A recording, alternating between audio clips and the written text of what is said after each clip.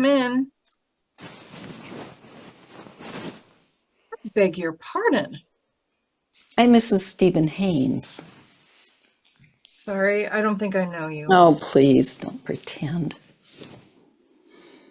So Stephen finally told you. No, I found out, and I'd known about you from the beginning. That is news. I kept quiet till now. Very smart of you. But you've gone a little too far. You've been seeing my children, and I will not have you touching my children. Oh, for Christ's sake, don't get hysterical, Mrs. Haynes.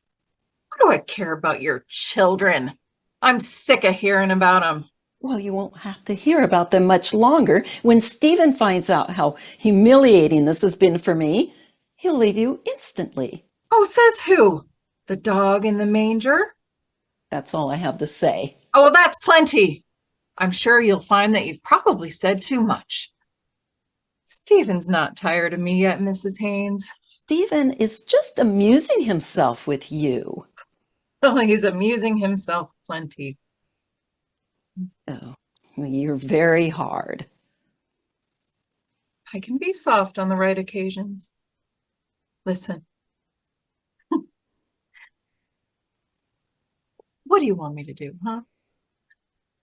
Like burst into tears and like beg you for you to forgive me? Oh, well, I found exactly what I was expecting. That goes double. You'll just have to make other plans, Miss Allen. Listen, I'm taking my marching orders from Stephen. Stephen doesn't love you. Well, he's doing the best he can in the He could circumstances. never love a woman like you. Listen, what do you think we've been doing for the past 6 months? Crossword puzzles?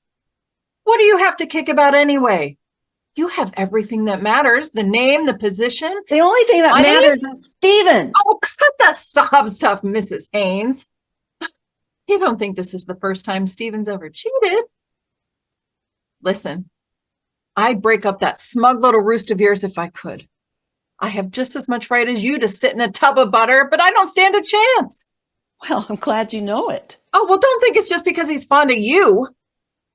Fond? You're not what's stopping him. You're just an old habit with him. It's those little rats that he's afraid of losing. If he weren't such a sentimental fool about those kids, he would have walked out on you months ago. That's not true. Oh, yes, it is. I'm telling you a few plain truths you won't get from Stephen. Stephen has always told me the truth. Oh, well, look at the record.